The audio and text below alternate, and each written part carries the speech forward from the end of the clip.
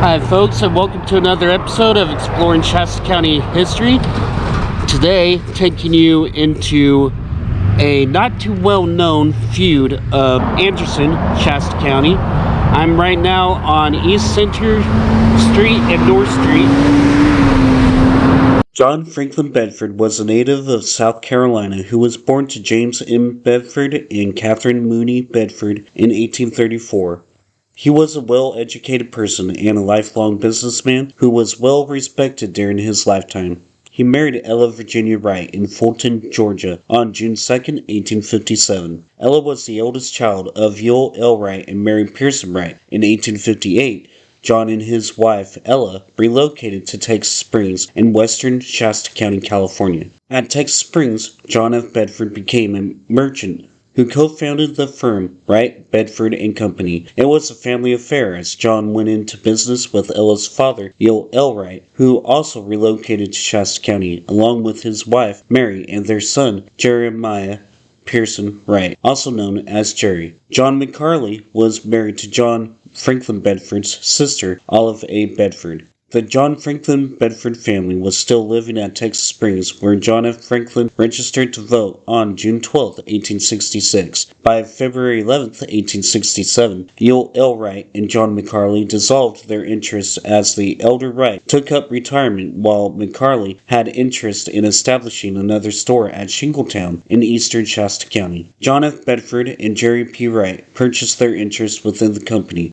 Together, they re-emerged under the firm name of Bedford & Wright at Texas Springs. Jerry P. Wright was still residing at Texas Springs on April 10, 1867, when he registered to vote in that locality as well. He later moved to the American Ranch. Business affairs within the company became problematic for the two brothers-in-law, who had one of the largest general merchandise stores in the area at that time. As their family and business relationship declined, they would eventually transform into Shasta County's own Hatfield and McCoy Family Feud, which newspapers cited a resemblance to this nationally publicized Family Feud of Kentucky and West Virginia. In 1870, both the Bedford and Wright families were living together in the same household at the American Ranch, while local pioneer resident Elias Anderson was still postmaster of the American Ranch United States Post Office. In 1872, he deeded his land to the California and Oregon Railroad, a division of the Central Pacific Railroad, and because of this action, the railroad named their depot in honor of Elias Anderson, and the town of American Ranch became Anderson. The brand new 12-lot town of Anderson, which was laid out by the railroad company in collaboration with J.B. Hagan and another man named Edward Frisbee that year, which started booming. Jerry P. Wright is also credited with being the first settler in the brand new town of Anderson as well, even though he was living there when the town was formerly known as American Ranch. At the town of Anderson, a second branch store was erected for Bedford and Wright in 1873, which was entirely made of fireproof brick. Their new building was situated on the main line of the California and Oregon Railroad, a division of the Central Pacific Railroad, at the corner of North Street and the railroad tracks. Though this building has been remodeled, it still stands today in the town of Anderson, which includes a registered street address of 2016 North Street. Bedford and Wright were also credited with establishing the first general merchandise store in that town as well. Previously, there were no merchandise stores here, just a stopping place.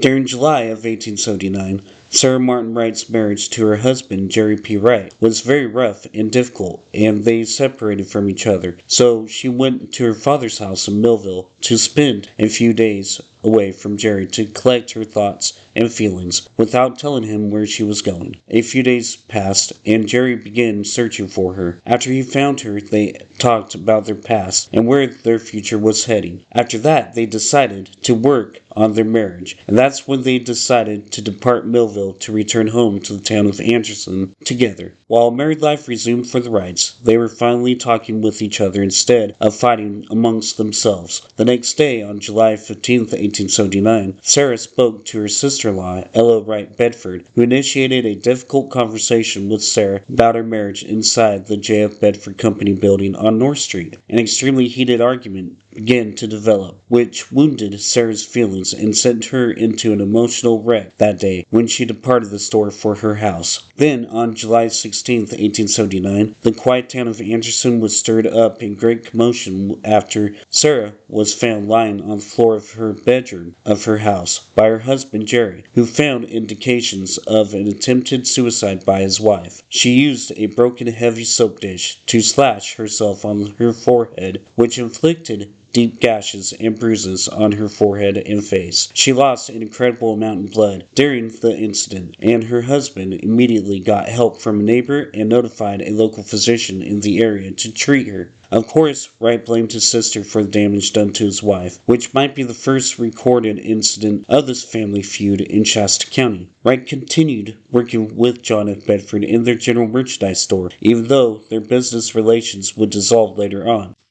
The 1880 United States Census shows the John F. Bedford and Jeremiah P. Wright families living in Anderson, but in separate houses.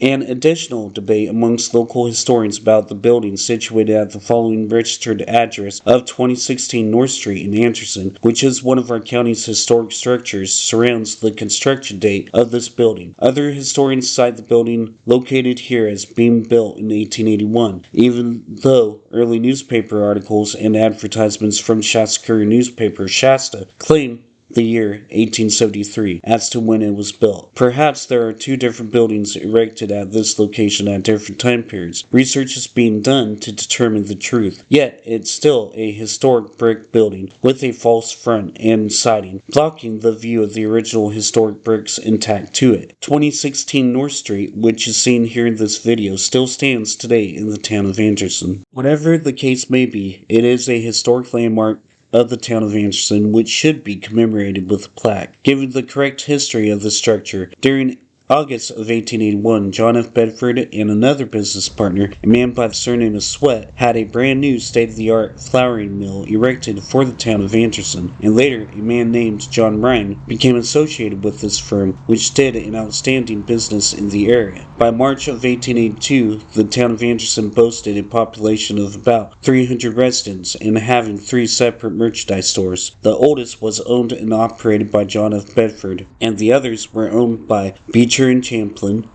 and Jerry P. Wright. By that time, Wright had dissolved his partnership with John F. Bedford and opened his own store exactly opposite of Bedford's store on North Street, which is presently city property, mostly sidewalk and street, vacant with the City of Anderson sign nearby it. A disastrous fire burned a majority of the town of Anderson's business district in 1887, except for the John F. Bedford Company building on North Street, which survived that fire. And a year later, the Courier Free Press newspaper of Reading, on September 15, 1888, mentioned the following about the community of Anderson. Anderson is booming.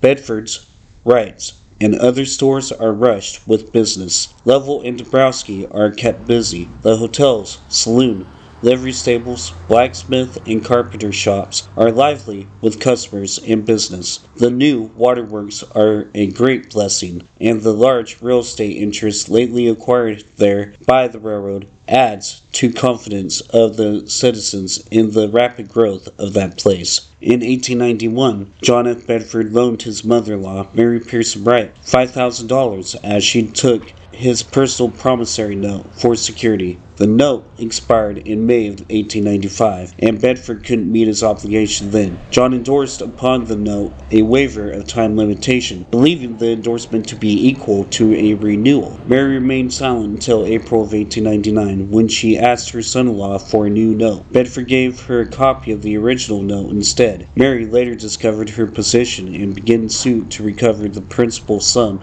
of $5,000 and $1,036 interest. It wasn't until the morning of March 14, 1900, that Shasta County Superior Court Judge Edward Sweeney declared the note to be outlawed in the Shasta County Superior Court at Reading. The Bedford family were on one side of the trial, and the Wright family were on the opposite side of this trial. Verbal outbursts were exchanged by both parties in court, which made Judge Sweeney to declare order in the court at various times during the case, or the court would be dismissed for the day and everyone would have to come back. After court was adjourned in Reading. The Bedford and Wright families returned separately to their homes in Anderson. Both Bedford and Wright went to their general merchandise stores to resume normal business hours. Yet, Jerry had another agenda in mind. When he got to his store, he unlocked the door and went inside to grab his double-barrel shotgun, and he began loading it with buckshot. Wright then walked over to the front window of his store where he positioned himself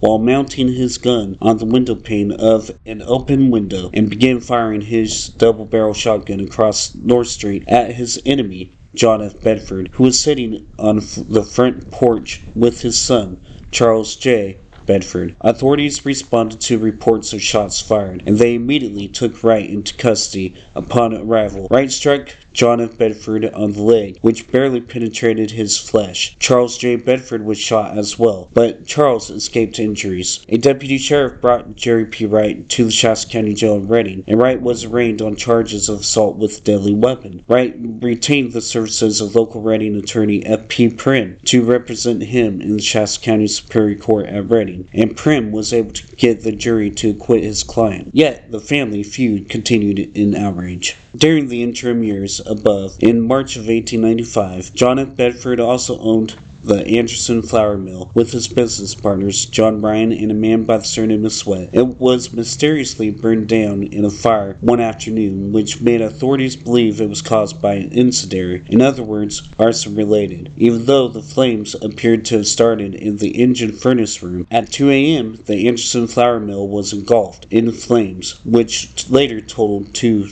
$20,000 in damages. It was covered by $8,000 in insurance. Bedford had local authorities question Wright, but he claimed to be at home asleep that morning. The mill had operated without problems the last few days, yet there weren't any arrests made connected to this case. The flour mill operated for 14 years in Anderson. The loss of flour and grain was estimated at $1,500, with $1,000 of it covered by insurance. On April 2, 1899, Mary Pierce Wright married Dr. Henry B. Davison, M.D., a physician of the Mountain Copper Mining Company of Reading. Davison knew exactly how much Mary's personal estate was worth, since she was well endowed and came from a family with money. Dr. Davison took advantage of her by pursuing her in love and in marriage, knowing of her legal battles with the Bedford family over the promissory note, which was rendered to her by her son-in-law, John F. Bedford. Davison had borrowed $3,000 from his newly wedded wife to purchase a drugstore in San Francisco at 1428 Powell Street. Then, after that, the estranged Dr. Davison simply disappeared, abandoning his newly wedded wife with her money, and she was never paid back. She wanted him arrested by local authorities, and Mary pressed charges against Davison. Mary believed that the Bedford family knew of Dr. Davison's whereabouts, and that they knew he had planned this scheme against her. Yet the Bedfords claimed that they didn't know where the estranged doctor was or knew anything about it. Authorities in San Francisco seized the pharmacy Dr. Davison purchased, and they tried to apprehend him a couple times but failed while he eluded authorities. In October of 1899, Ella Wright Bedford stirred up the fight with her own mother while she filed a petition in the Shasta County Superior Court in Reading, demanding to be placed in charge of her mother's life as her guardian. She also declared her mother, Mary Pierce Wright Lashy, to be incompetent. Ella also requested the Shasta County Superior Court to place her in charge of her mother's estate due to her brief marriage with Dr. Henry B. Davison. Mary struck back at Ella by hiring local Reading attorney F. P. Prim to represent her in court, and Mary made it publicly clear that the petition was made to have her declared incompetent and was made to defraud her, and she will fight against her daughter and any Bedford. Of course, Ella's brother, Jerry P. Wright, upheld his mother's state in the local media. Mary would have been about 79 years old at that time in her life.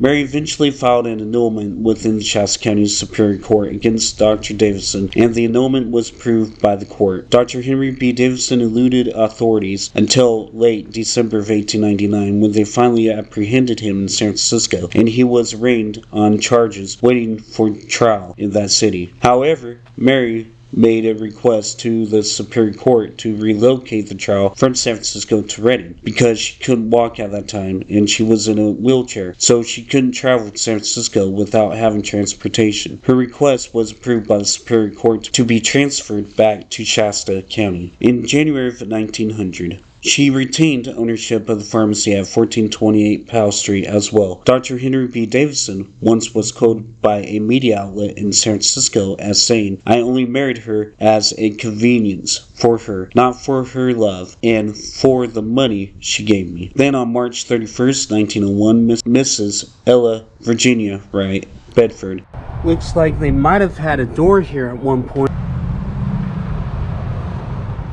Not exactly sure. But it's squared and cut out like a door system here. That is interesting. Look at these. Of Anderson died at the age of 64 years old. She was buried in the Anderson District Cemetery at Anderson. She was the wife of John Franklin Bedford and the sister of Jeremiah Pearson Wright, alias Jerry. She never was placed in charge of her mother's care as guardian or her estate. Mary continued to be in charge of herself until her death, about 3 years later. Mary Pearson Wright, Davison Lashy, died on May 7, 1904, at the age of 84 years old at her home in Anderson. She was buried in the Anderson District Cemetery. She spent the greater part of her life growing up in Monticello, Georgia, before relocating with her husband, Yule L. Wright, to California. She was the mother of Jerry Wright and Ella Wright Bedford. Then on August 7, 1905, another disastrous fire occurred in the Anderson Business District, which burned down the warehouse owned by John F. Bedford. Beautiful, beautiful brick. Behind the John F. Bedford Company building on North Street. The old John F. Bedford Company building survived another fire, while the rest of the Anderson Business District was destroyed. However, conflicting reports in California's statewide media coverage of this fire claimed that it started in the John F. Bedford Company building and burned down the main store, which it did not. On November 27, 1910, pioneer merchant John Franklin Bedford died in Anderson of natural causes. He was 76 years old, and he was buried in the Anderson District Cemetery at Anderson. He left several children to mourn his death, which included James Franklin Bedford, Charles J. Bedford, Mary Bedford Donnelly, Homer P. Bedford, William Bedford, Olive Bedford, and Grace Bedford. The next chapter of the Bedford Wright family feud arrived on May 24, 1911 at 5 p.m. when Jerry P. Wright attacked his nephew James F. by forcing him to the ground from behind on the streets of Anderson while Bedford was walking to the United States Post Office to get his mail.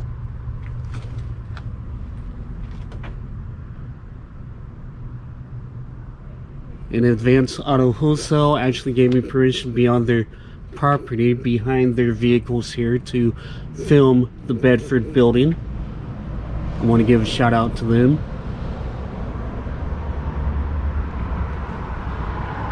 There is wording still on this brick and it's hard to make out.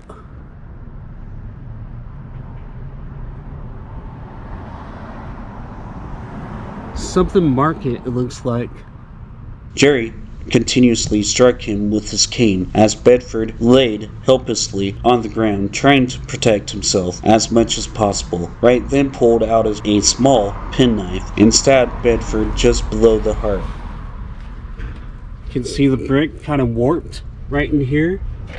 This was the same cane Jerry had beaten James's brother William Bedford with on the streets of San Francisco, which Wright was arrested 4 years prior to the assault on James, as the story is related. When questioned by authorities, Wright said, "I did it because Jim Bedford walked along the street without seeing me, and without speaking. He ignored me and treated me like a dog. I couldn't help doing what I did." Jerry P. Wright was released from Shasta County Jail in Redding on June 10, 1911. James Franklin Bedford, who originally was insistent on the prosecution of Wright, agreed not to press charges against his uncle if he volunteered to leave the county, which Wright did, and Jerry made plans to visit his former home in Georgia.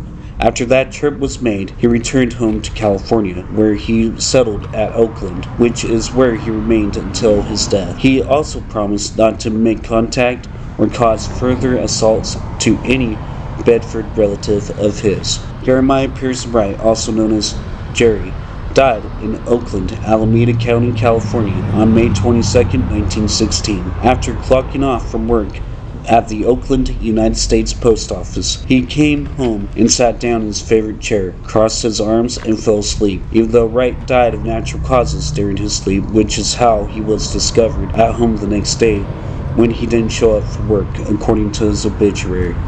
He died at the age of 71 years old. He is buried in the Anderson District Cemetery at Anderson.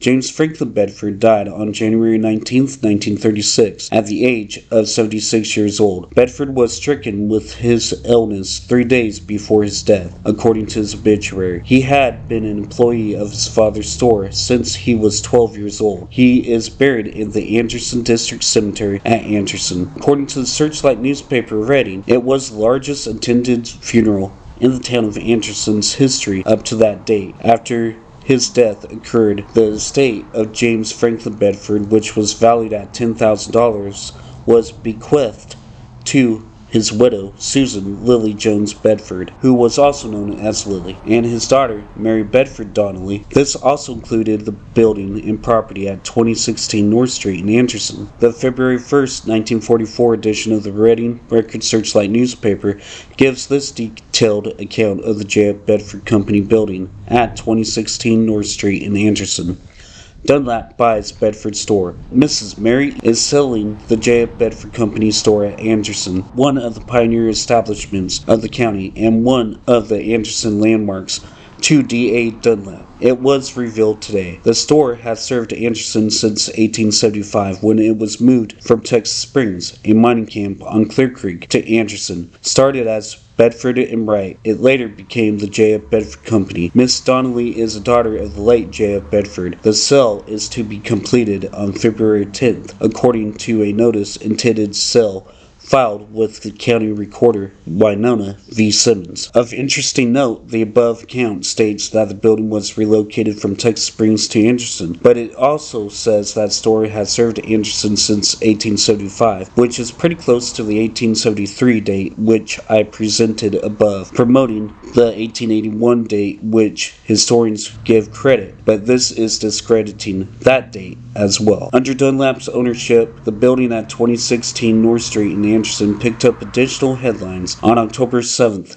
1944, when the Reading Record Searchlight newspaper reported the following news. Dunlap's store in Anderson is remodeled. The remodeling of the D.A. Dunlap store is being completed. Dunlap has added 1,800 square feet of display space. Included in the remodeling were arches cut in the wall between the two buildings, a serve yourself layout for grocery department, and an open display for dry goods, notions, clothing, hardware, and electrical appliances. Dunlap recently signed a contract with the Narge Company for their complete line of electric appliances. He is Anderson agent for the Hinman milking machine and the Fairbanks Morse equipment line. This building, which has played a significant part in our county's history, still stands at that location and was a major part of a family feud in Shasta County, which attracted statewide media coverage and was compared to the Hatfield and McCoy's Family Feud. This is Exploring Shasta County History. If you haven't yet, please subscribe to my YouTube channel and my website.